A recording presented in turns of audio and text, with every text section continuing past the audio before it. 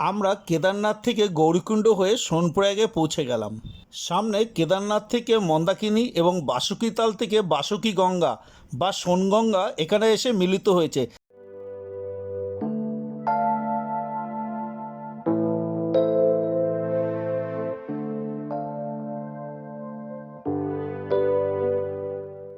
আমরা গুপ্তকাশী হয়ে উখিমঠ পৌঁছে গেলাম।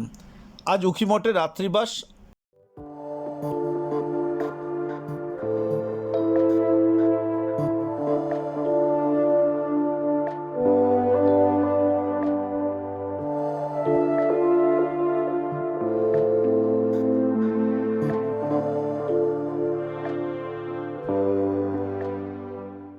দূরে কেদার শৃঙ্গ দেখা যাচ্ছে।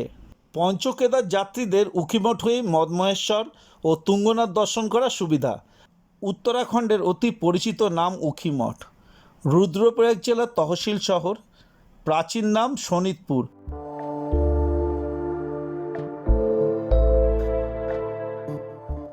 আজ রাতে উখিমঠে একটু ভালো মন্দ ডিনারের ব্যবস্থা করা হয়েছে। অবশ্যই সেটা আমিষ ছিল।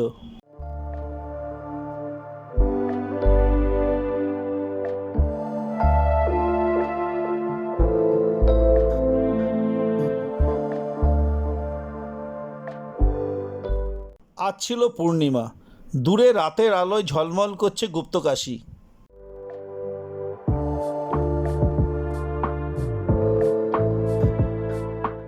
সকালে তাড়াতাড়ি ঘুম থেকে উঠে বাইরে এসে দেখি কেদারের মাথায় সূর্যের প্রথম আলোর ছটা এসে পড়েছে। ওই তো কেদারের মাথায় আগুন লেগেছে। উখিমঠ থেকে তার অসাধারণ সৌন্দর্য উপভোগ করলাম। কেদারনাথ বদ্রীনাথের পথে অনেক যাত্রী উখিমঠে যাত্রা বিরতি টানে। উখিমঠ হয়েই কেদারনাথ ও বদ্রীনাথ দুই ধামের সংযোগকারী পথ। এ পথে যানবাহন এখন আর অপ্রতুল নেই। উখিমঠের যোগাযোগ ব্যবস্থা এখন যথেষ্ট উন্নত মানের। এ পথে সর্বদাই জিপ, ট্যাক্সি, টাটা সুমো, বাস চলাচল করে।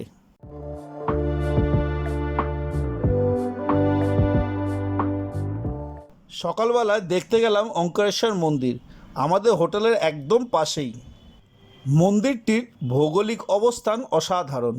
মন্দিরের পেছনে কেদার পর্বত স্বমহিমায় দাঁড়িয়ে রয়েছে। মন্দিরের প্রবেশপথের আগেই বেশ কিছু দোকানপাট রয়েছে, সেখানে সব পূজা সামগ্রী বিক্রি হচ্ছে।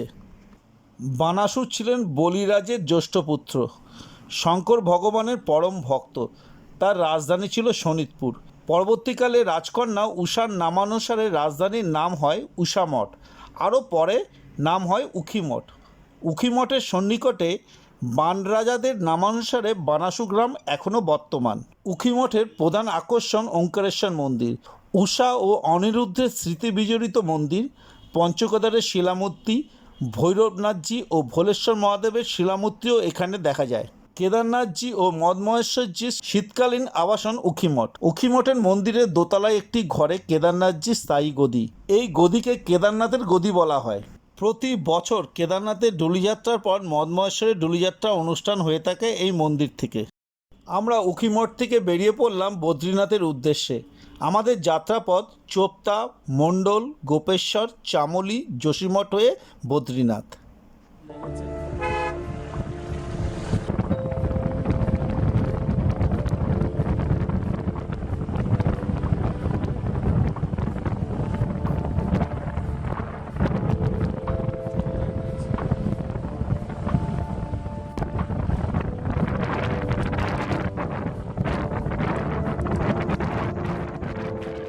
উখিমঠ থেকে ৪৪ কিলোমিটার জার্নি করে পৌঁছে গেলাম উত্তরাখণ্ডের সুইজারল্যান্ড চোপতা।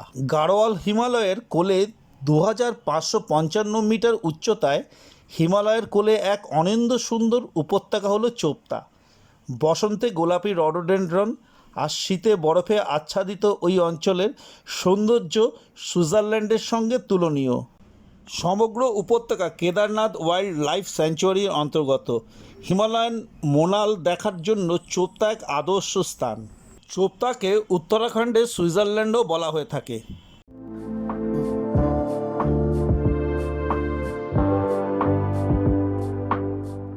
সবুজ ঘাসের বুগিয়াল, ওক, পাইন, রডোডেনড্রনের জঙ্গল আর তার মাঝ দিয়ে চৌখাম্বা, মন্দানি, কেদার, সুমেরু, খরচকুণ্ড আর বহু বরফাবৃত শৃঙ্গের উকিঝুঁকি আপনাকে মুগ্ধ করবে।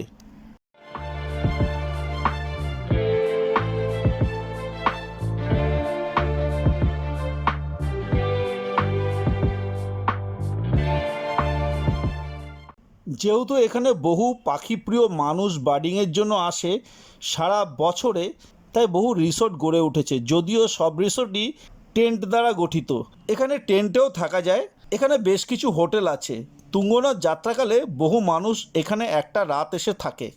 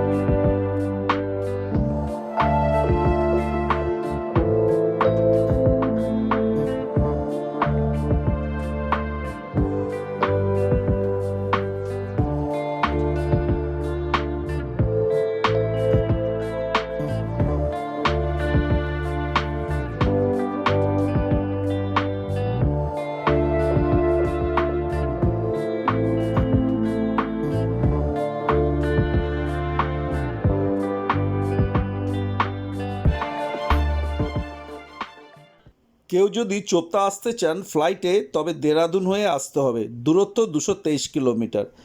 আর যদি ট্রেনে আসতে চান তবে হরিদ্বার থেকে 229 কিলোমিটার জার্নি করে চোপতা আসতে হবে। যেসব গাড়ি উখিমঠ থেকে গোপেশ্বর হয়ে চামোলি যাচ্ছে সেই পথেই পড়ে উত্তরাখণ্ডের সুইজারল্যান্ড চোপতা। এই চোপতা থেকে পৃথিবীর সর্বোচ্চ শৈব মন্দির তুঙ্গনাথের যাত্রা শুরু হয়।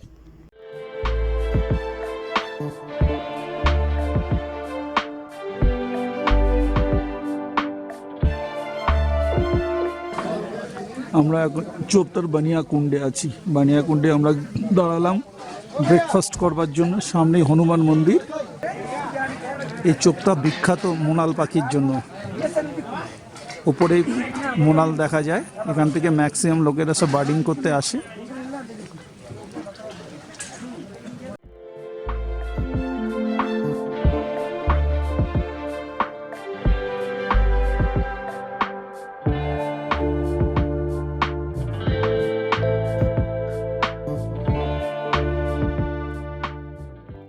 আমরা এখন চোপতা রয়েছে। এই চোপতা এই সেই গেট যেখান থেকে যাওয়া হয় তুঙ্গনাথের মন্দির। এখান থেকে ট্রেকিং করে তুঙ্গনাথের মন্দির যাওয়া হয়। অনেকেই দেখতে পাচ্ছি ট্রেকিং করে তুঙ্গনাথ যাচ্ছেন।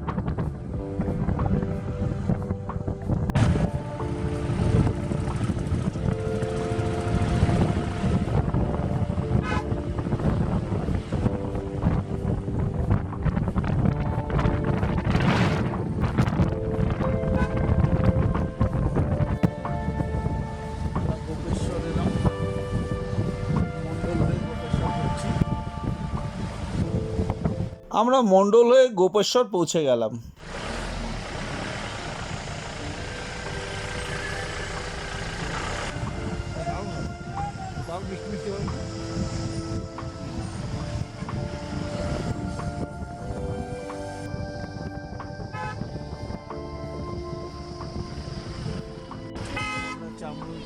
চামুলিতে এসে গেলাম।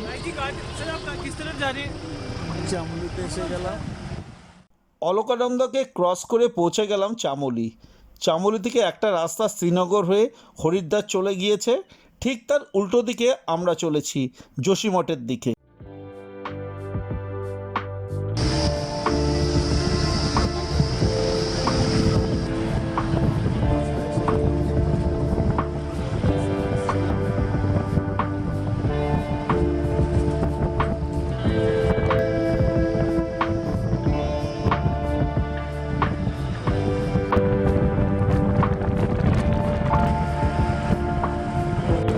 আমরা কুকুরগুটি ছেড়ে চলে এলাম।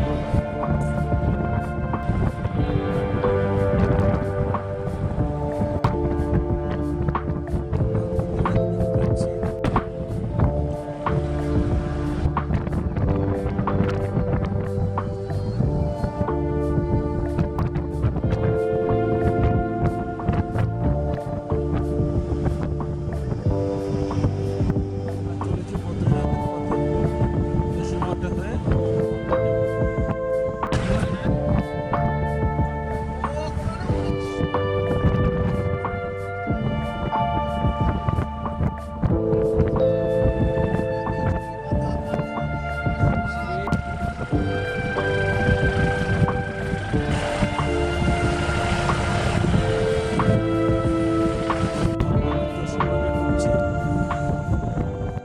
আমরা যোশীমঠ পৌঁছে গেলাম।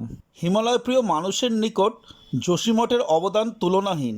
দেবতাত্ত্ব হিমালয়ে দেবার্চনার অর্ঘ্য অসংখ্য পুষ্পপাত্রে থরে থরে সাজানো। যোশীমঠ সেই পুষ্পপাত্রের অন্যতম আধার মাত্র। যোশীমঠ এখন 58 নম্বর জাতীয় সড়কের প্রান্তিক শহর। যোশীমঠ থেকে 42 কিলোমিটার দূরে বদ্রীনাথ মহাতীর্থ।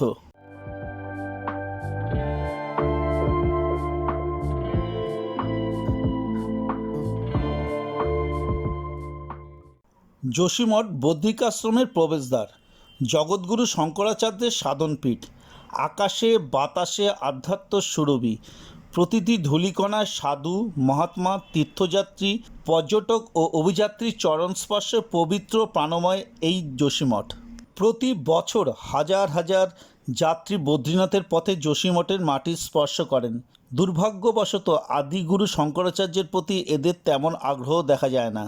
যোশীমঠের কথা বলতে গেলে প্রথমে আদিগুরু শঙ্করাচার্যকে স্মরণ করা উচিত। তিনি যোশীমঠের প্রাণপুরুষ। তারই প্রতিষ্ঠিত জ্যোতির্মঠ থেকে অপভ্রংশে যোশীমঠ। মহাতীর্থ বদ্রীনাথজি তারই অবদান। বদ্রীনাথ যাত্রা পূর্বে জ্যোতির্মঠের শ্রদ্ধা জানানো উচিত। দেখার অনেক কিছু আছে, তার মধ্যে নরসিংহ মন্দির, অমর কল্পবৃক্ষ, পরম পবিত্র জগৎগুরু সাধন গুহা, তার প্রতিষ্ঠিত শিব মন্দির।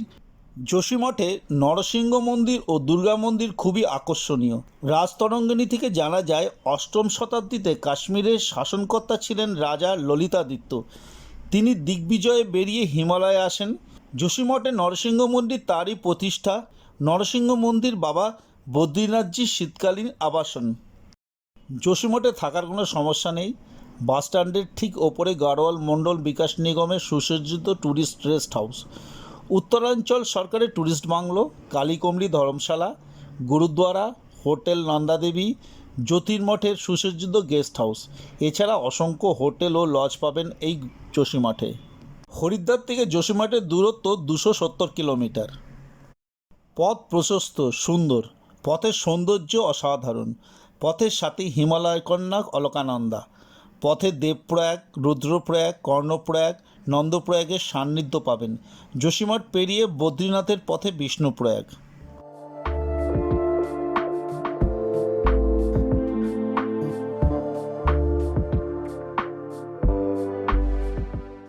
যোশীমঠের প্রধান আকর্ষণ আউলি। যোশীমঠের গর্ভে তার আবির্ভাব। যোশীমঠের আঙ্গিনায় পর্যটকের আপ্যায়নে নানা উপাদান থরে থরে সাজানো। নন্দাদেবী, দোনাগিরি, হাতি, ঘড়ি, মুকুট ইত্যাদি কিশোরী আউলির মস্তকে শুভ্র মুকুট পরিয়ে দেয়। ডিসেম্বর থেকে তুষারপাত শুরু হয়। জানুয়ারি থেকে মার্চ এই 3 মাস আউলির সমগ্র আঙ্গিনা তুষার গালিচায় ঢাকা পড়ে থাকে। দেশ বিদেশের পর্যটকরা স্কি খেলার অংশ নিতে আউলির বুকে ভিড় জমায়।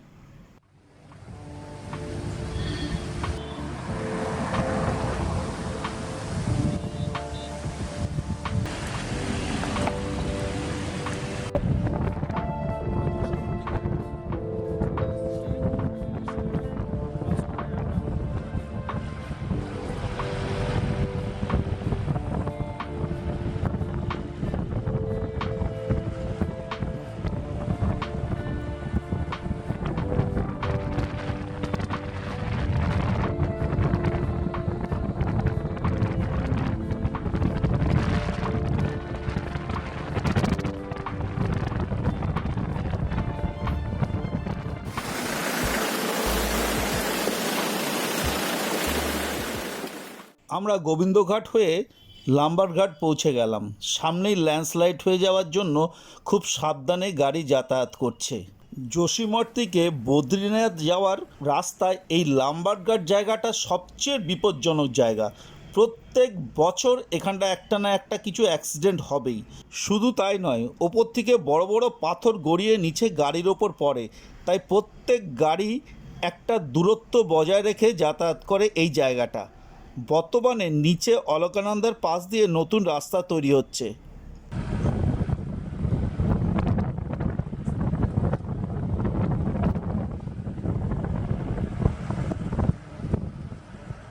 আমাদের বাঁদিকে বয়ে চলেছে অলকানন্দা। উখিমঠ থেকে চোপতা, গোপেশ্বর, চামলি ও যোশীমঠ হয়ে 174 কিলোমিটার জার্নি করে পৌঁছে গেলাম বদ্রীনাথ। এই তো ভারত সেবাশ্রম সংঘ। বাঁদিকে ভারত সেবাশ্রমের একটি ধর্মশালা রয়েছে দেখতে পাচ্ছি। এছাড়া মন্দিরের পাশেই রয়েছে আরেকটি ধর্মশালা।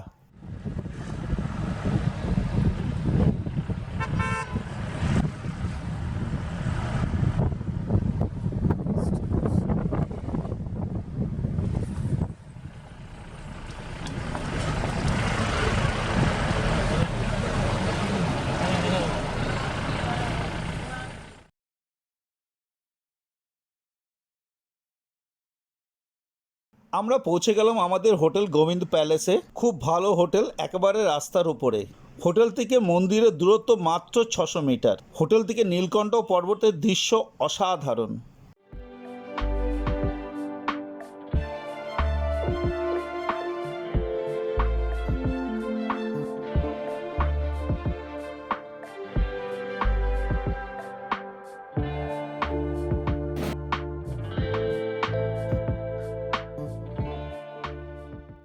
বিকালের দিকে হাঁটতে হাঁটতে চললাম মন্দিরের দিকে সন্ধ্যা আরতি দেখবার জন্য, যদিও আরেকটু পরেই সন্ধ্যা নেমে যাবে। মন্দিরে যাওয়ার রাস্তার দুই দিকে প্রচুর দোকানপাট রয়েছে। মিষ্টির দোকান থেকে শুরু করে মণিহারির দোকান, শীতবস্ত্রের দোকান, খাওয়ার হোটেল কি নেই। বদ্রীনাথ খুব জমজমাট জায়গা। একটা মজার ব্যাপার হলো, কেদারনাথ থেকে বদ্রীনাথের ঠান্ডার প্রকোপ অনেক বেশি।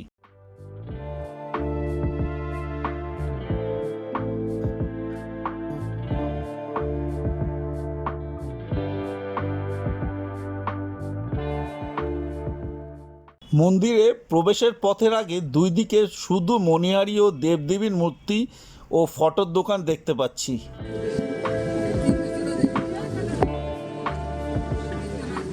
10,000 ফুটের অধিক উচ্চতায় হিমালয়ের দুর্গম অঞ্চলে পাহাড় ঘেরা সুপ্রশস্ত উপত্যকায় গড়ে উঠেছে এক আধুনিক শহর, যার মধ্যমণি স্বয়ং ভগবান বিষ্ণু।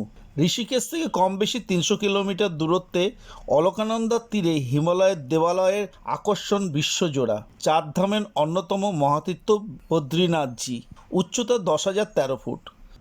রাস্তার দুই দিকে বহু সাধু সন্ত বা ভবঘুরে ভিখারির দল বসে রয়েছে কিছু রোজগারের আশায়। ওই দেখা যাচ্ছে সন্ধ্যায় আলোকিত বদ্রীনাথ মন্দির, মাঝখান দিয়ে বয়ে চলেছে অলকানন্দা।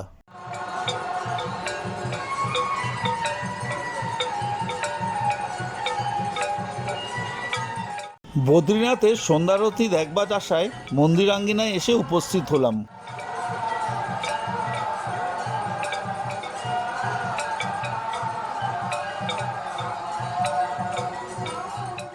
গিরিরাজের পাদদেশে দেবতার মন্দির। মন্দিরের ডাইনে ও বায়ে দুই ঋষি পর্বত, নর ও নারায়ণ। পশ্চাতে তুষার শুভ্র নীলকণ্ঠ চৌখাম্বা। বসুধারা থেকে আগত হিমালয় কন্যা অলকানন্দা দেবতার চরণযুগল বিধৌত করে এগিয়ে চলেছে। লক্ষ লক্ষ ধর্মপ্রাণ পর্যটকের পরম প্রিয় তীর্থভূমি বদ্রীনাথ। অলকানন্দার সহচর্যে গড়ে ওঠা দেবভূমির অপর নাম অলকাপুরী। বদ্রীনাথে সন্ধ্যাতেও বহু মানুষ পুজো দেয়।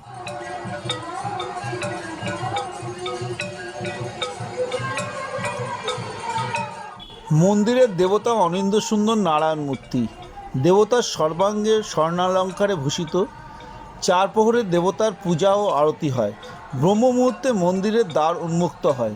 ভক্তগণ প্রতি সকালে তপ্তকুণ্ডে স্নান সেরে শুদ্ধ দেহে দেবতার চরণে অর্ঘ্য নিবেদন করেন।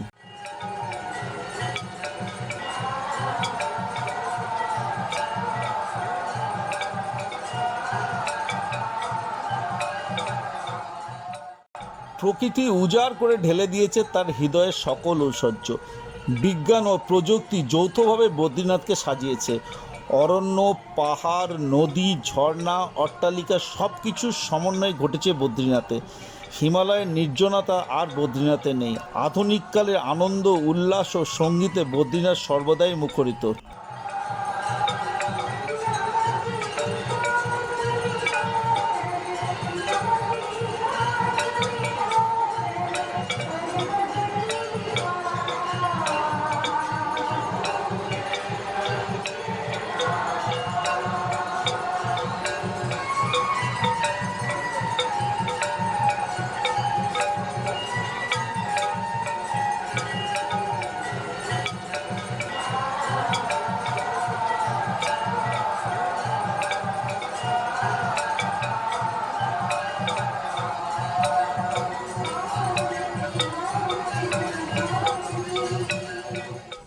মন্দিরের দুই প্রান্তে দুটি উষ্ণ প্রস্রবণ রয়েছে, একটি সূর্যকুণ্ড, অপরটি স্নানকুণ্ড। প্রকৃতির অদ্ভুত খেয়ালের সৃষ্টি দুটি গরম কুণ্ড। কুণ্ডের ঠিক নিচে হিমালয়ের বরফগোলার জলে পুষ্ট উন্মাদনী অলকানন্দা নিত্য চপল উচ্ছ্বাসে সে প্রবহমান।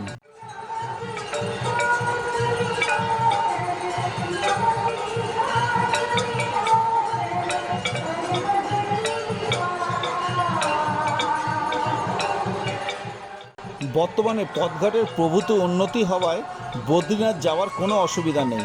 এখন হরিদ্বার বা ঋষিকেশ থেকে যাত্রী বোঝাই বাস চলে আসে বদ্রীনাথ মন্দির দ্বার পর্যন্ত। অন্য ধামের চেয়ে বদ্রীনাথের যাত্রী সমাগম অনেক বেশি। পণ্য পরিবহনের জন্য ট্রাক চলে আসে বদ্রীনাথে।